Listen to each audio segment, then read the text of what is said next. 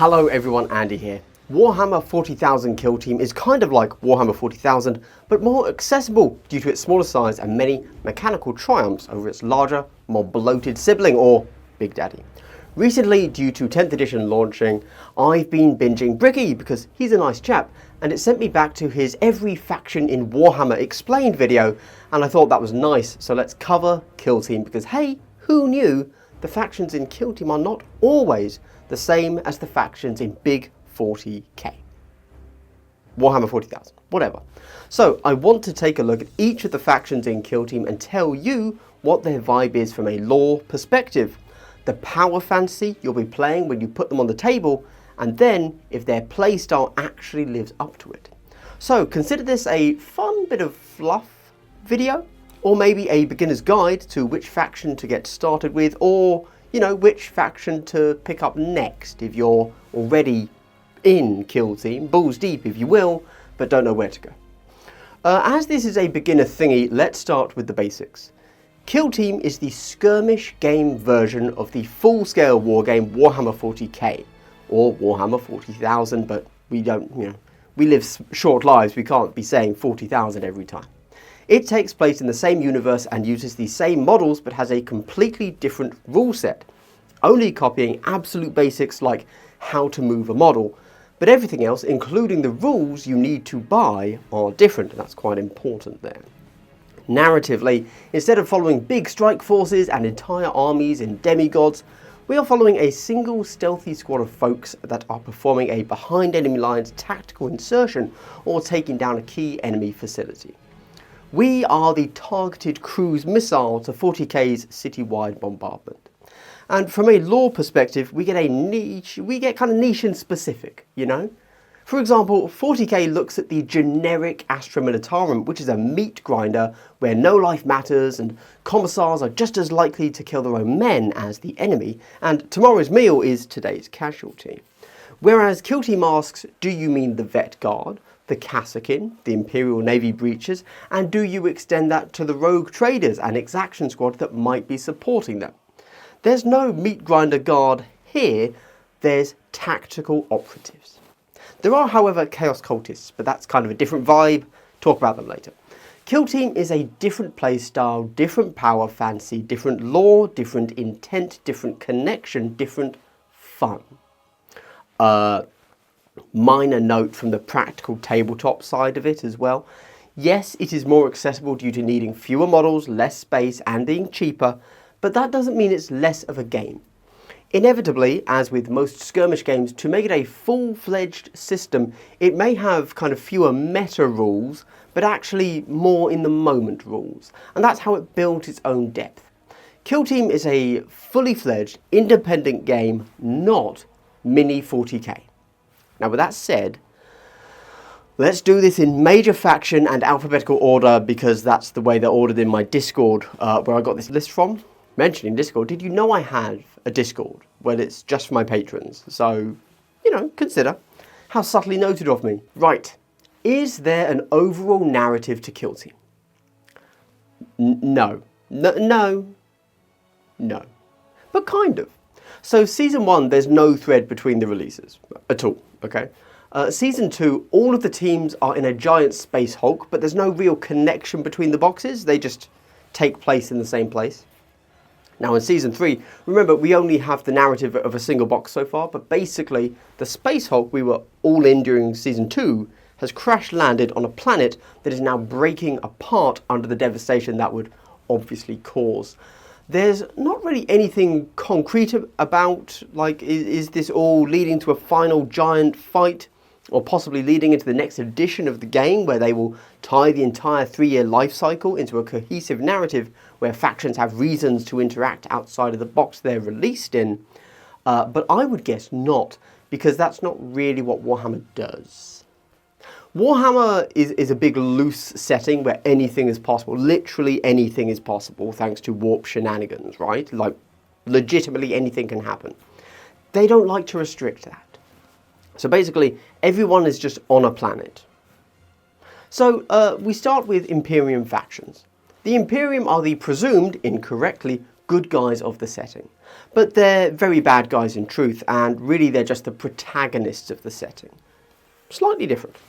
They're humans, and there's a big dead guy on a throne who is a god, but he's the only god that doesn't really provide anything to his followers in this universe, because he's a critique of Christianity or the monarchy or both. Anyway, the Imperium, Elucidian Starstriders. We start strong with the rogue traders of Kill Team, headed by Elucia Vane with her warrant of trade. Rogue traders are just about the highest authority, only a scooch below the Primarch himself. Primarch? Primarch. I apologise for my mispronunciation. 10 lashes. They're incredibly wealthy, some having entire fleets under their command, but Elucia Vane is one of the few named characters in Kill Team. Normally, Kill Team is your guys, so you get to make stuff up, but Elucia Vane isn't a rank, it's her name. So she's one of the few named characters in Kill Team, and she plays one of the most unique teams in the game, with every operative doing their own thing, and being able to spend your rogue trader bucks for different in-game abilities when you need them most.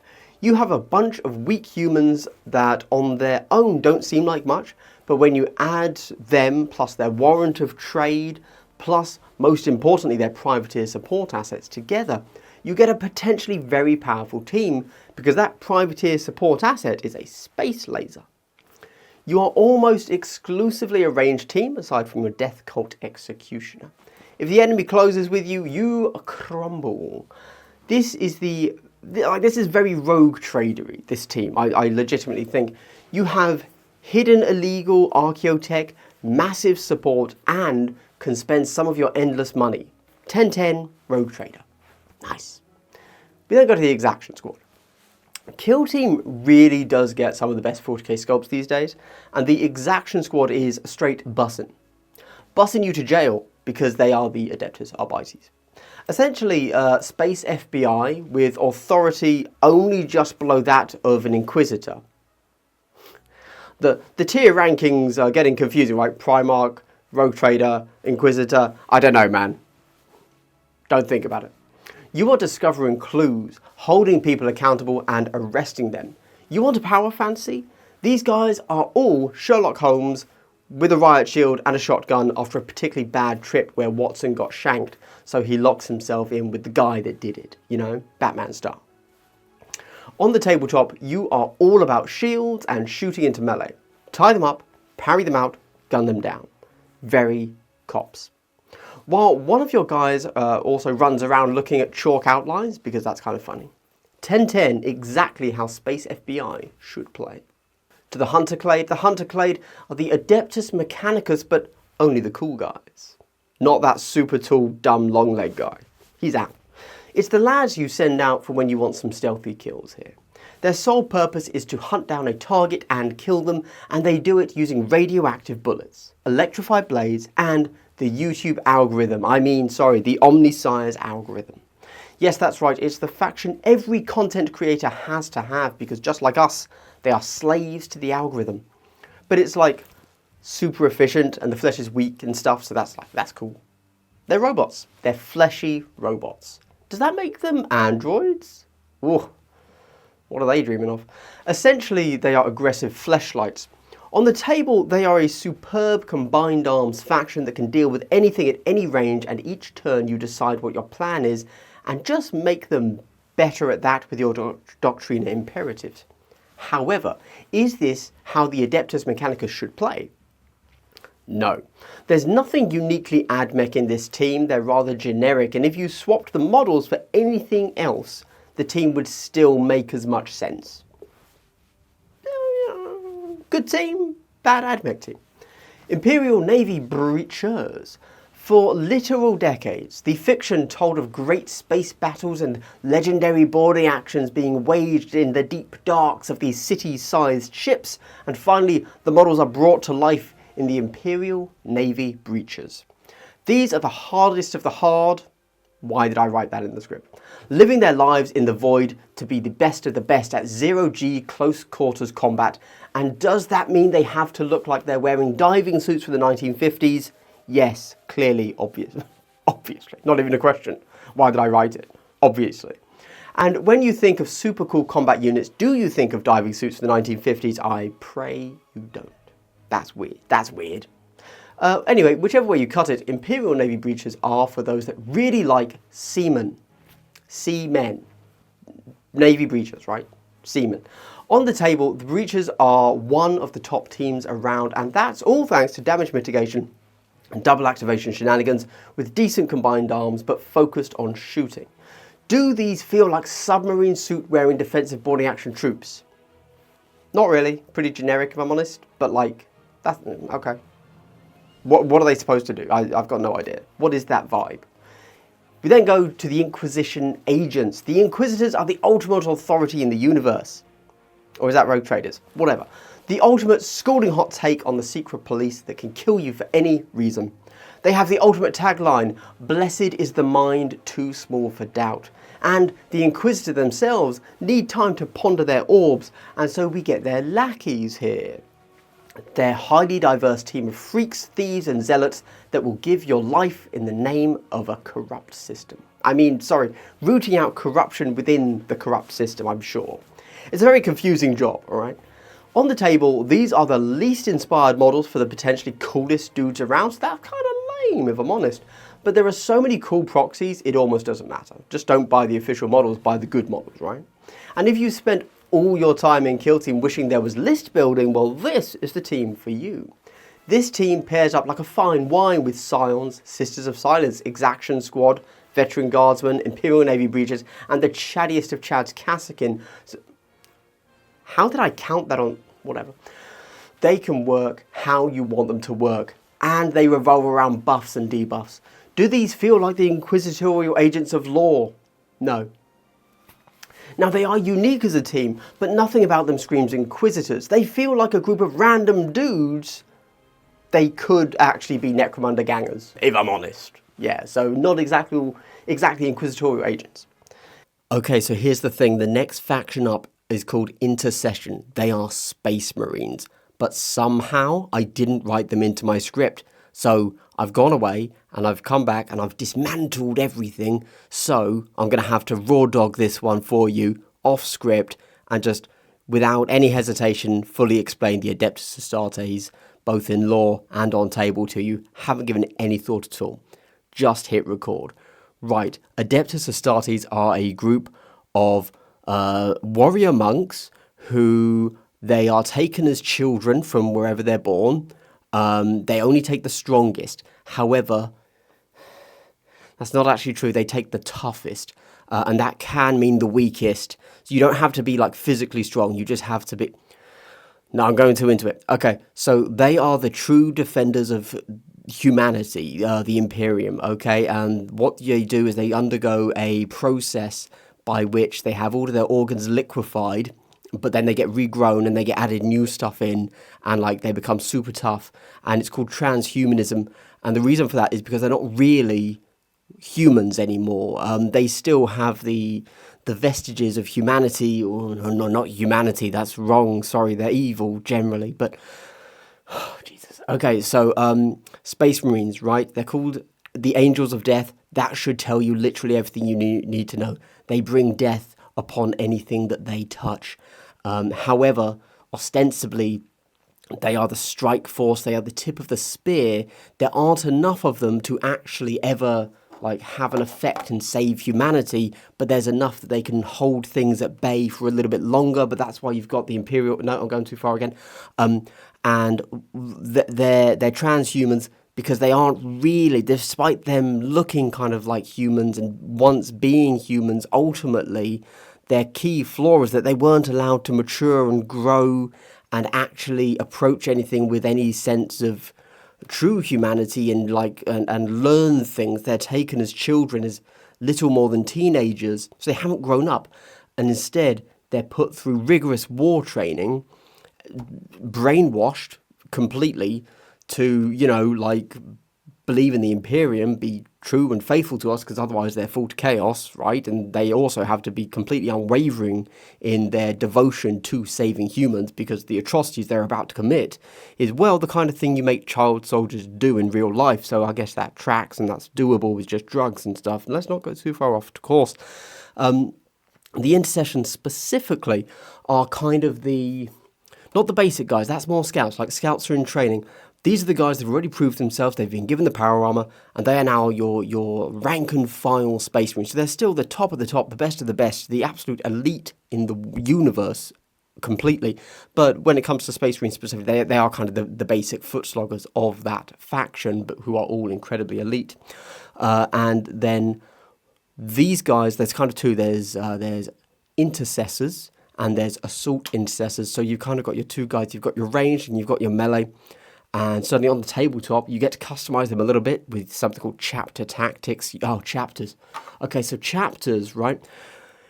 Space Marines aren't just one unified body. You kind of get assigned to, we can call them a faction if you want, but it's a chapter. So you could be Ultramarines, or you could be Blood Angels, or you could be Dark Angels, or you could be Black Templars, or you could be Space Wolves, or all of these things. These are different chapters. And they all have their own different ways of waging war. So Space Wolves are particularly vicious because, wolves and stuff. Blood Angels are just beautiful. That's kind of, I don't know, that's their thing. They're just hot AF, apparently, as foretold. Yeah, so, some will specialize in siege warfare. Some will be hard and fast hitting, that kind of thing. And in Kill Team, we exemplify that on the board by giving chapter tactics, so you can mix and match. It's not specifically like in 40k where it's use these chapter tactics to be the Blood Angels. No, it's just like, hey, this is called like stealthy sniper boys or something cool like that, like something generic, and then you can kind of say, that's how I want to play Blood Angels, right? Whatever. So you can mix and match among your 6 models and make your chapter, which is really cool. I think that's brilliant what they've done there, without kind of restraining you and saying this is the Blood Angels, this is the Ultramarines. So you can mix and match, make your chapter, or kind of try and figure out what is an established chapter. Then, so APL 3 honestly is the way to play the game. Kill Team is an APL 3 game. APL 3 teams are so much more fun to play. You can do so many things, you've got so many options just because of your raw number of actions you can take during your activation. And Intercession are tough mofos, okay? They're hard to put down. They're so beginner friendly. There's no question. Ask anybody, if you had to pick one faction for the first chapter to go for, it's Intercession all day, every day, okay? They are the guys. They got a 3-up save, they got 14 wounds. They deal damage really good. They can shoot twice natively, or they can attack twice natively. Like, Intercession are great. Genuinely, I think if I'm going to go cray, if I'm going to have a mad one, raw dogging this off the top of the dome thoughts as I am, the whole game should be rebalanced as like Intercession are the baseline, and then like, oh my god, there's so much I'm going off on one. Are Intercession how Space Marines should play? No, not Space Marines as a whole, sorry.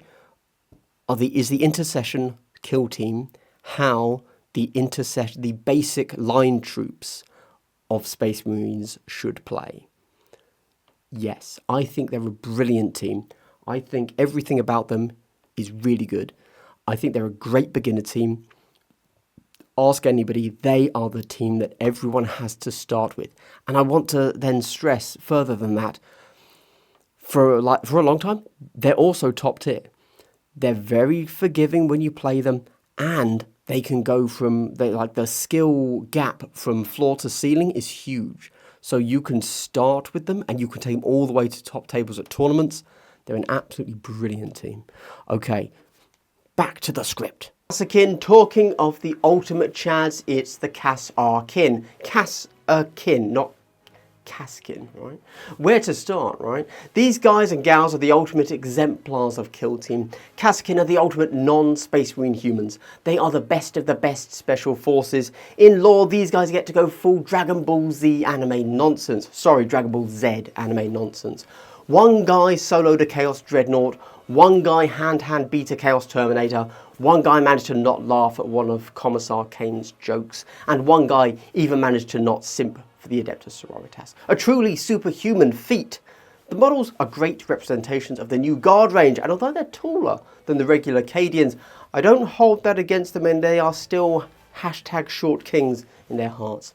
On the board, these are a great team that focus around how elite they are, being able to force through crits to take down even the strongest Intercessor Marine. And have the best comms in the game, showing that teamwork truly makes the dream work. Do they feel like some of the most elite human troops in the game?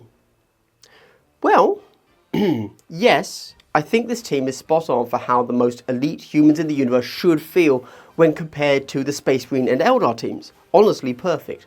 But when compared to other human teams, they don't feel that much better than them, which brings them down from feeling like the best of the best to being kind of lame.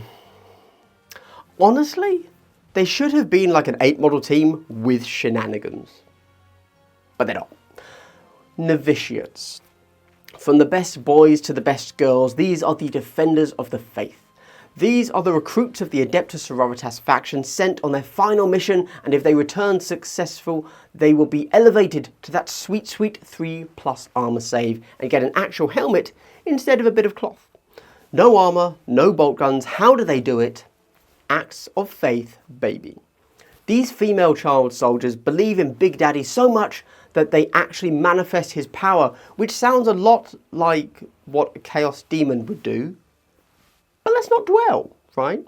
On the table, these are some tricksy operatives able to use their faith points to push through damage or stop bits of damage or stop being shot altogether. They're fragile, so require good game knowledge to not get tabled, but have solid mixed arms. With different operatives able to get work done either at close up or at range. Do they feel like they should? Yes. This is a great team and feels spot on. They're fragile and hit hard and have tricksy shenanigans. Great stuff. Phobos Strike Team. The Adeptus Astartes need no introduction. But that actually doesn't make any sense in the context of this video, which is all about introductions to teams. So these are the Space Marines. The poster boys of 40k, but now in tacti-cool stealth armor. They are transhumans, and we fully support them in that decision. Hashtag we are all allies. The Phobos specifically are all about the stealthy side of transhumanism, and this is peak kill team, with a squad carefully advancing through the wreckage of 40k society before blowing up critical infrastructure or assassinating a key target. They are awesome. Quick note on their models though, the official ones are swing and a miss. I mean, they're fine, but they're just a few arm swaps and not particularly imaginative ones. And a sniper, technically a marksman, not a sniper, so doesn't get to be a sniper. If you don't proxy him with an eliminator, that's actually considered a hate crime in some countries. On the table, they are an elite squad filled with interesting and tactical decisions to be made. There's no auto wins with this team, but when you do win, it's due to your mastery of the game, not your data sheets. But they've got great shooting that ignores obscuring with the incursors, great forward deploys and melee with the reavers, and interesting options that demand different picks depending on your playstyle and who you're facing with their infiltrators. Do they feel like tactical Space Marines? Yes, great team filled with interesting decisions instead of brute force. Nice. Scout Squad. Swinging back around to the #1 selling faction of spacemen with roid issues, we come to the Scout Squad. Scouts aren't Phobos. They're not just the stealthy Marines. They're the new Marines. Yeah. As in, like, not release date wise, but like, they've just gone through their transformation, been given the black carapace, so they are able to interact with power armor, but they need to prove themselves. And so after basic training, which is of course incredibly advanced training by every other metric, they strap on a few ceramite plates and whip their guns out. When it comes to the gameplay though, Scouts are not the super agile and versatile Marines you'd expect. They're trainees, but you have a lot of pre-game tricks. So if you have a good plan to start the game with and are able to stick to the plan you laid out, Scouts are the one that can do enough things before turn 1 to make it work. Do they feel like Space Marine Scouts? Actually, yeah, I think so. You know, the pre-game ability is great and a bunch of dudes running around shotgunning dudes in the face is pretty hype and very Space Marine, you know, I feel. Veteran Guardsmen. If you want the meat grinder Imperial Guard, this is your team. 14 models on the board, half of them there to distract your enemy while the Demo Man and Plasma Gun get into place. The official team is the plastic release of the Creed kit, but the new Cadians work brilliantly too. It's just a great mixing of models and mechanics and fluff. Remember, this is veteran Guardsmen, not Krieg, so you do you, fam. I guess the power fancy here is dying a lot, but also you are still the good squad, right? These aren't fresh recruits. You're just not as super cool as Kasrkin, but you are veterans. You didn't get that Scholar Progenium brainwashing, right? You're just a dude doing what a dude needs to do to protect himself and the Emperor. Mad lads. On the table, I wasn't kidding, you have a lot of models and you have about 3 options to comms and you just decide which to do this turn so you can make a big play and hope that works. Oh, also, the best spotter sniper combo in the game, but you have armor of paper and if you lose your key optives, you are smashed. Whew. And that's the Imperium, a fine group of upstanding men and women who are just real jazzed for the Emperor's light and holiness kind of thing, even though he's dead. But what they're even more jazzed about is unleashing their pent-up hatred on the enemy within. You see, Chaos is all about the 4 gods. They are manifestations of humanity's ugly emotions. They are considered the ultimate enemy and the enemy within because they are a reflection of ourselves. They are what we could be if we allowed ourselves to slip. There is nothing good in the Chaos realms. Yes, there's murder and hatred and just a silly amount of cannibalism, but it's more than that. Satisfaction in an accomplishment will be twisted to pride, and that pride will become jealousy, and next thing you know, you're coveting thy neighbour's wife while wearing his perforated bowel as a hat. Chaos gets weird. It also gets super rapey, but that's cringe writing for Black Library, so I won't mention that. Chaos. The Chaos cult. Riddle me this. If you live in a hellscape universe where the only realistic option is to live to the ripe old age of 23 before you die due to excessive air pollution and having to work 20 hours a day at your local widget factory, or being free and just hanging out with the boys, but technically being a criminal, which do you pick? And hey, the leader of your little group does have quite the Riz, boomers. That is short for charisma. Riz equals charisma. I'm laying out facts. I'm helping the boomers understand the Zers here. Sorry, the Zedders. And sure, some of the guys back at the factory are telling you it's a cult, but you know better.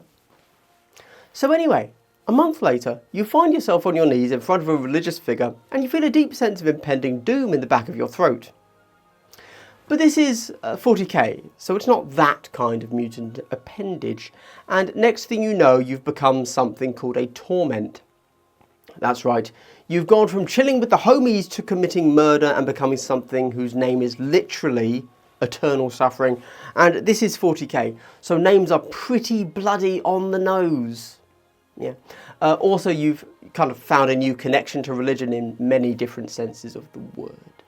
And that's the Chaos Cult for you.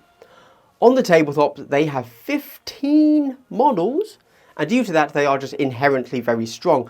But much like a real cult, if you could kill its key pieces as they're generated, they're pushovers. To the Fellgor Ravagers. Picture this. You're a goat.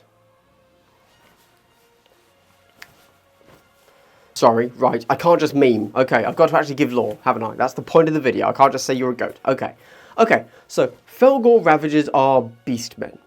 Think of a werewolf, but you're a were-goat. Because goats have weird-looking eyes and horns and beards. Ooh, beards. And that means evil. Beastmen are, oddly, not actually inherently evil as a race. No, I've said that wrong. They are not denizens of the warp or followers of chaos gods by nature. They are just weird mutants, and because they are already so abnormal, they have no fear of being further mutated, and so are typically used as crew for chaos ships. They're hardier and more cunning than the human slaves chaos warbands sometimes wrangle, and that's nice. But they are goats.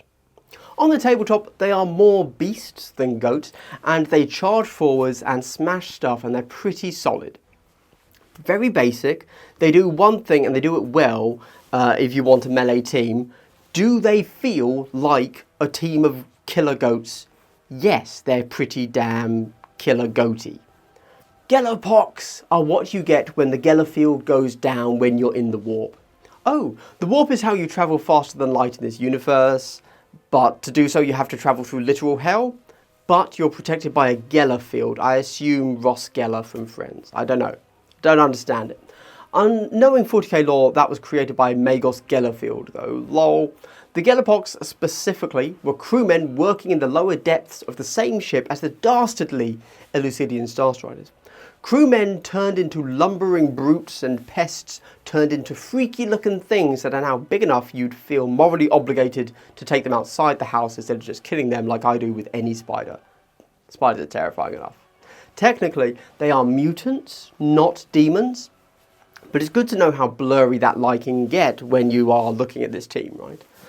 Oh, and they are very much Nurgle based. Nurgle being the chaos god of sneezing, to cut a long story short for you. In the game, they are pretty much an all-melee team that focuses on getting the big guys safely across the board to mess people up, while the little bugs move, block, and hang around on points. Does this feel like a team of mutated Gellerpox mutants? Not really. No. You got some big guys, those are cool. Alright, nice.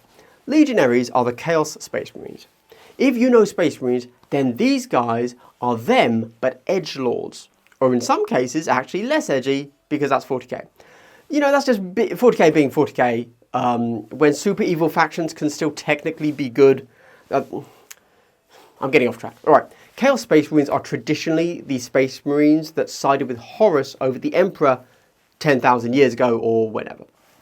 Since then, they've been fighting internally a lot, becoming mutated, growing their stocked portfolio with a number of, like, #1 holding of mutated appendages or something, I don't know, I don't really understand it.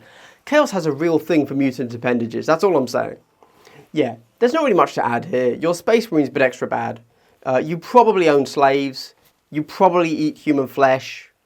I'm sorry, I mean eat it more than regular Space Marines who also eat human flesh, but ignore that, like 40k lore is, I'm going to say dumb AF, but like, silly. Fun, over the top, right?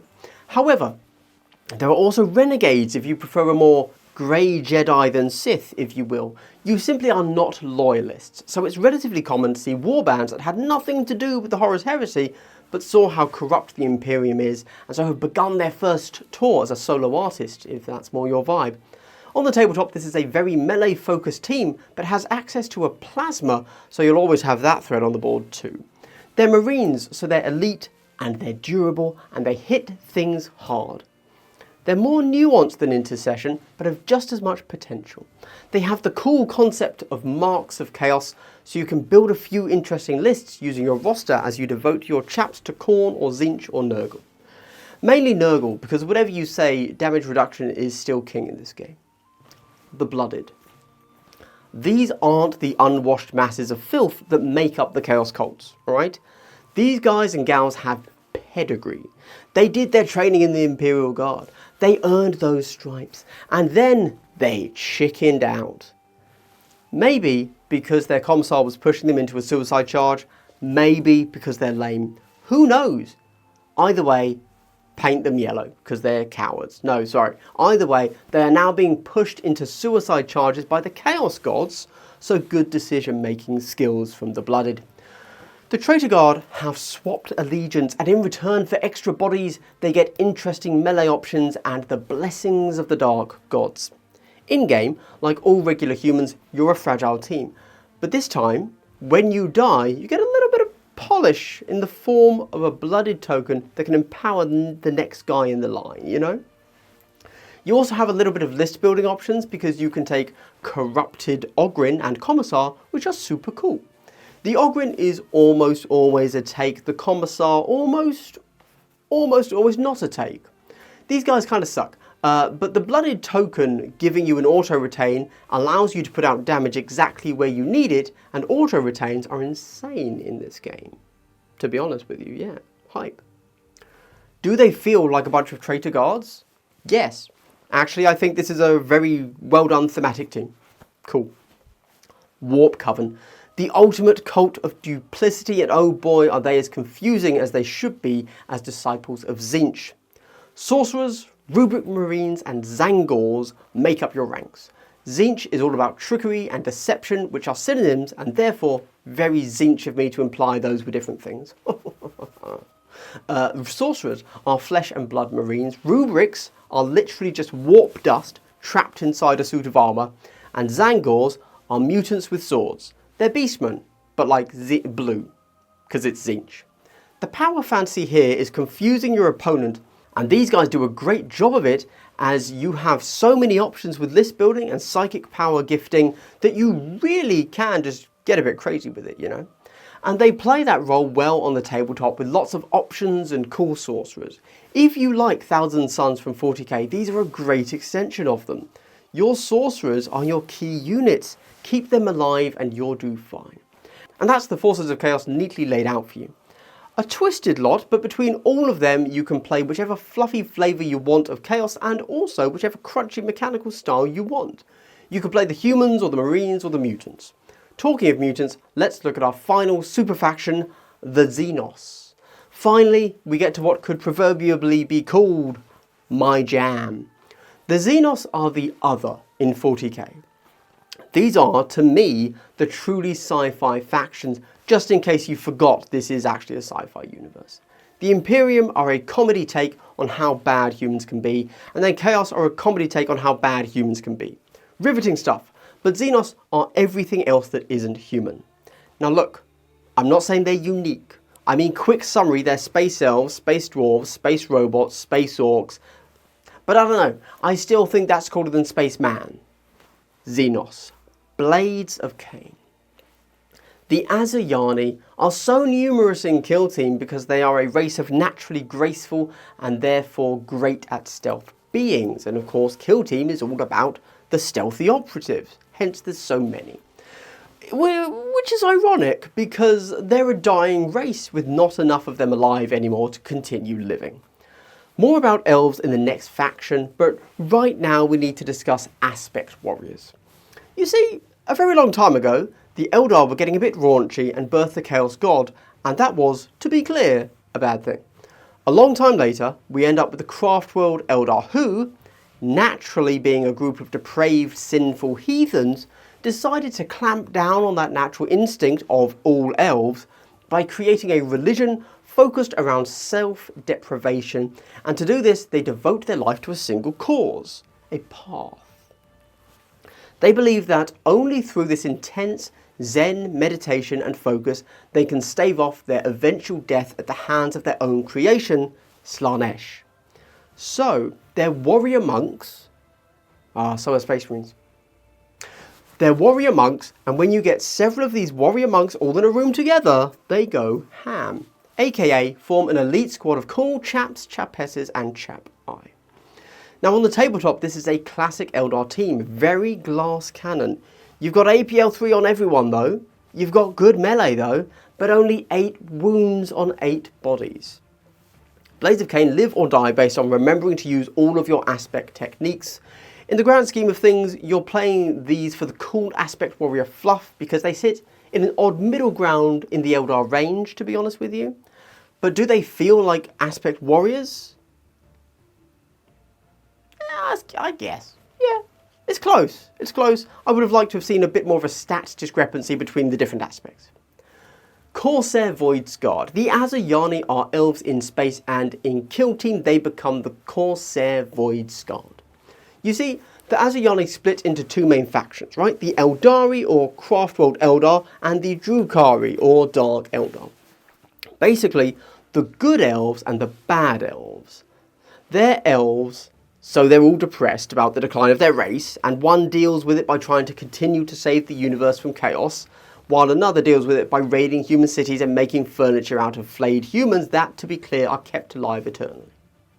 However, there is a third faction, the Grey Jedi, if you will, the neutrals, the fence sitters. But they turn up in the Aeldari Index, so it's the Craftworld Eldar unit, really. The Corsair Voidscarred go their own way and are literally elvish pirates. It's in the name. They do their own thing, siding with the main Asuryani when it suits their whims, but mainly just being selfish twats, as all elves are. On the table, these are a really interesting team. Pseudo APL3 team, getting a free dash.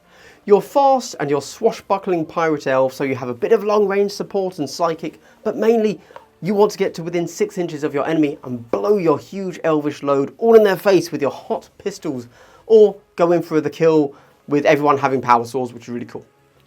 A great team, and one of the very few that you know is balanced just right, because all the talk online about them is that they need a buff, but their tournament stats are like spot on 50% win rate. Nice. Do they play like elvish pirates? Yeah, probably. Yeah. Like, I think they're a very well done team.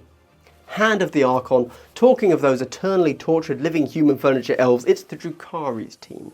Hand of the Archon. The Drukhari are well known for being all about causing pain and then gaining power from it. In Drukhari society, the rulers of all the power, Archons and their legions of skillfully manipulated Cabalites, mercenaries, witch cults and homunculus covens, right? Traditionally, these 4 aspects are kept separate. Wait, that sounded craft-worldy. Traditionally, these 4 paths of malicious darkness and excess are kept separate. In the Hand of the Archon, we have a blending of all aspects, not aspects, thingamabobs.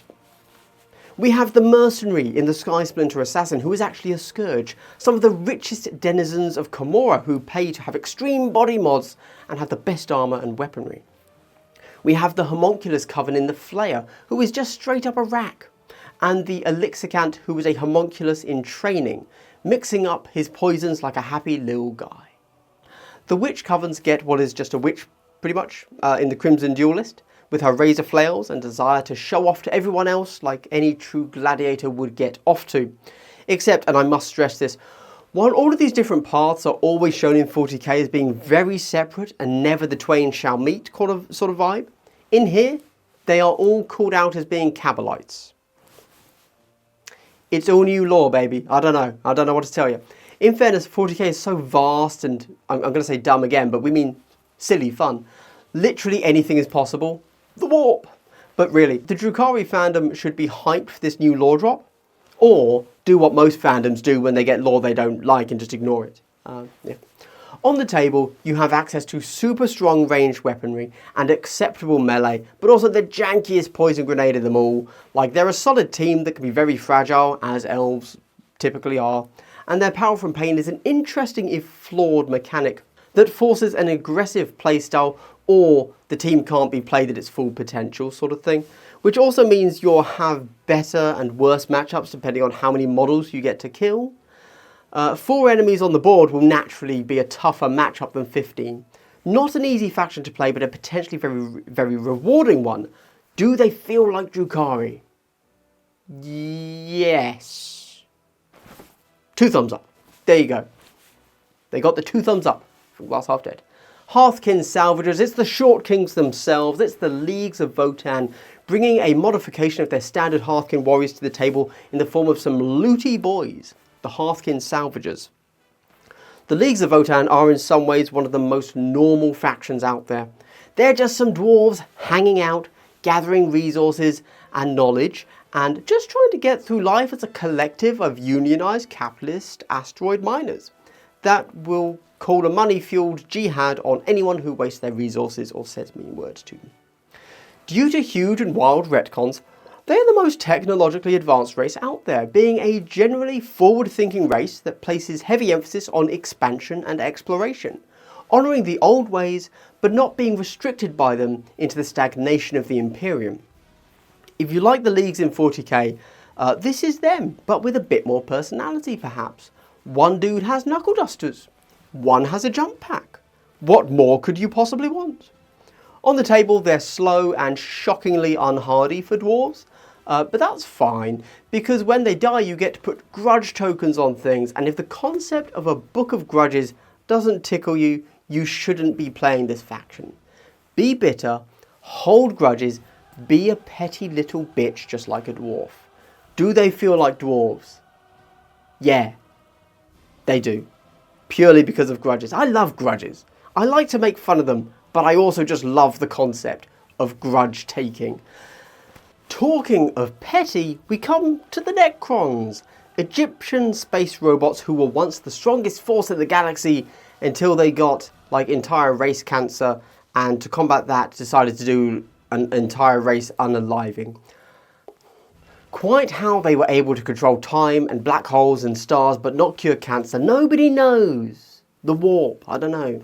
I suspect not even the writers from GW. Oh no, oh it wasn't cancer, it was space cancer. Very different, of course. Whatever, they're cool, I guess. So robots, yeah, undying legions, space robot wizards, ultimate technology, and then the Hierotex Circle is what you're playing on the table. Typically, the Cryptex, who are the space wizards, are subservient to the nobles, the overlords, but here, they are your leaders. And we have new mini Cryptex and nobles in the form of the Apprentech and the Despotech. Then you have some tough immortals laying down fire and standing on points. The Chronomancer is far and away the best Cryptech here, doing some absolutely outrageous moves with his powers and great weapons. Him and the Apprentech could legit wipe out entire enemy teams if they manage to not get shot somehow. They are mad lads. And of course the faction ability is reanimation protocols, and it's been done very well here. Not the way it was written, sorry, but the mechanic. You still have to decide like who is coming back to life with a ploy and a medic placement, but it can really make this team feel pretty unstoppable. Do they feel like Necrons should feel? I'm gonna say yes. They feel very unique. The reanimation protocols is great. Strong, yeah, nice, great team. Kroot Farstalker Kinband. Now you might be aware of the Kroot, typically considered mercenaries for the Tau Empire. They're a race of overgrown chicken men that eat their enemy to gain their traits and have a very strong sense of kinship, hence them being the Kroot Farstalker Kinband. Well, these are the first Kroot we've seen who are their own Kroot, doing their own thing and not part of the Tau Empire. This faction is a really interesting one on the table. They're running a lot of operatives that get a great save when in cover and have a few key weapons that can melt face when needed, and they've got super fast dogs. They might look like they're good in melee, but they very much are not. Do not be fooled by their chicken aesthetic, okay? Chickens are terrifying in melee. Kroot, less so. This is a great team, feels fun to play against, strong when played well, lots of tricks, great guns, teaches solid tactics, with every model doing their own thing, so you have to be aware of good positioning and having a plan. The only downside is how many models here there are, and so how hard it can be to remember who does what. Also, their power level. They're not great. Do they feel like the Kroot? Yes. No notes. Good. Thumbs up. Commandos. The Orcs are, of course, iconic in the World of Warcraft. I mean, Warhammer, where they solidified the official colour as green and then got weird with it, you know. Orcs are a fungus bred for war that spreads by spores when you kill them. They're the ultimate biological weapon created by the old ones, who might have been frogs, to fight some other old things from like 50 million years ago. Now, they're a race of war-loving psychic idiots that are mostly played off as being funny in most books, but they're actually terrifying. The big meme is that because they run on Gestalt psychic energy, if they want something to work, it will. So, if you hand them a plank of wood and tell them it's a gun, it will magically fire bullets. This isn't right. The Gestalt psychic energy is true. However, for that to kick in and for them to animate things, they have to truly believe it. They can't just want it to happen, they have to know it to be true. Then, their amassed psychic energy makes it happen. Subtle but important difference. And what are these mad lads going to put towards a covert mission when their modus operandi is the louder the better? It's the Commandos. Orcs come in all shapes and sizes, and the Commandos' shape and size is stealthy and silent. Unlike their fellow spores, these mushrooms are really into a human level of military organisation and getting jobs done without being noticed. On the table, this is just a stellar team. If you're a high wound team that has access to auto-retain saves when you need them, extra movement, extra melee and extra shooting, right? Like, that's a good team. Every model is brilliantly sculpted with lots of character, and they all do what you'd think they do when looking at them. They're all strong enough to be self-sufficient, so you don't need to worry too much about keeping models within auras of other models or anything like that. Decide what you want each model to do, and it will be able to do it. Commandos are a great team, very strong when played well, still decent when played poorly. Do they feel like orcs? No. There you go. You could swap all of these models out for other models and you wouldn't lose anything. Great team, great mechanics, great models, not very orky. Pathfinders, finally we get to the best race out there. The Tau are a race of blue-skinned goat people who have hopes and desires that are brutally crushed by their leading caste, the Ethereals, who control them and throw their lives away almost as much as a commissar throwing away the lives of his guardsmen. Almost. Nowhere near close actually, but almost. They are the most technologically advanced race in the universe. Open brackets. Until the Leagues of Votan retcon, which apparently gave them all their tech, which makes literally no sense. So I'm choosing to ignore GW's dumbass writing and robbing a faction of all their goodness. Close brackets. The Tau evolved into tribes fighting. Then the Ethereals united them overnight. Then the Imperium found them at the technology level of pre-combustion engine. Then warp storms, and 4,000 years later they popped back up as the most advanced race in the galaxy. Classic. Classic Tau. The Tau are the forward-thinking race. They are the young upstart newcomers that will revolutionize the universe, if allowed. The Imperium has stifled themselves into a slow death. That's literally the whole point of 40k, it can't be argued. The Tau have actual plans and a future.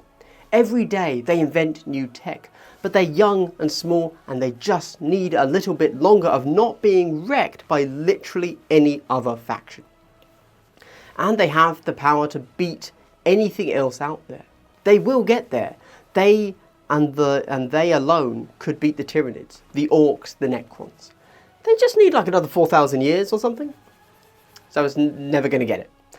Narratively, in my own headcanon, this is the faction. This is the straight man of the 40k universe. The foil. If you ever wanted to pretend to be a regular person with normal sensibilities looking at the insanity of everything else in 40k, then this is the faction for you. Every other faction will look at Space Marines and be like, oh yeah, that's cool, they're angels, angels of death, like that's a normal and good thing for my side, cool, not a problem. They'll look at psychic powers that mutate you and be like, oh yeah, that's a thing, I grew up with a cousin that was like a psycho and had a third arm. Good thing the local enforcer beat him like a dog in the street until he psychically imploded, destroying everything in a 2-mile radius. Could have done some real damage if they hadn't gotten to him that early. But the Tau look at these things and think, OMG, that's horrible, my dude. Like, we have a surgery that could have removed the extra part of the brain that caused that weird power. Oh yeah, no, we have x-rays. So we can see it's a medical issue. He didn't have to die. And due to the unlivable conditions of your cities, neither did the 3 million inhabitants in that 2-mile radius. So yeah, that's the Tau. The straight guys are 40k. Not communists, alright? But with a slogan like, for the greater good, the internet will meme. The internet shall memify everything. Anyway, Pathfinders are a datasheet straight out of the 40k Codex. They are the forward scouts of the army, marking targets for the big guns, infiltrating, all that good stuff. And on the table, this kill team has some of the best shooting in the game-ish, and excels into elite teams who tend to be some of the most played teams. So at a tournament, you'll always be doing okay. Top tier when played well, but very fragile and easy to slip up if you don't have a plan. Also very terrain dependent. Do they feel like Tau? Yeah, probably. I mean, Tau's whole thing is, we shoot stuff, we don't melee, right? And they get drones, so like, yeah, you don't get the big mechs of 40k, but you get the drones, so yeah, it's cool, it works for me, nice. Void Dancers. So remember all of those Aeldari and how like there's the good ones and the bad ones, and then the ones in the middle called Corsairs, yeah. Well, there's also the Harlequins. These are not swashbuckling space pirates. These are clowns. but they're not funny clowns. They're not like funny ha-ha clowns, okay? I skipped over the whole Aeldari created a Chaos God due to their excess theme because, like, Bricky covers that really well in his video, and I'm trying to be more specific than the general stuff here. But basically, all Eldar will have their souls tormented for eternity, well, until the Ramadandra, but that's not important. If they die and don't trap their soul in a form that the Chaos Gods they created can't get them, right? Okay, that's how that works. Azayani do this via soul stones, which they then recover from their dead and hide in their planet-sized ships called craft worlds. Drukhari are technically constantly having their souls eaten by Slaanesh, but are able to refill their souls by causing pain to others because they feed off their suffering. Natch. Harlequins, however, have sold their souls to Segarak, the Laughing God. So their souls are still lost, but just not to Chaos, to their own god by their own choice. And Segarak is literally the god of drama. All Harlequins live their life as absolute drama queens, okay? They are basically the bad ex we all moved on from. Also, they're straight up nuts. They also do the standard Eldar thing of talking cryptically like they know things, but they get it wrong often enough that it's actually just bad GW writing. Or the strength of chaos, like, oh, so mystical, and totally not Deus Ex Machina BS. Anyway, they're like really, really good and deadly. There you go, cool. They are the custodes of the Eldar, if you want to think of it in power level terms. They are arguably one of the strongest entities in the universe. Possibly. Ish. You know, with 40k it's always a big ish, right? And that is every faction in Kill Team at the current time of release, actually. There you go. We know that Night Lords and Mandrakes are on the way, and the first rumours after that of Harkin Pioneers and Genestealer Cults Gribblies. But this has been a heck of a long video and I need to return to my slumber. If you enjoyed this video, drop a comment and give a thumbs up. Thanks for watching. Also, you know, like Patreon tip jar for the hype men out there. Enjoy. Bye.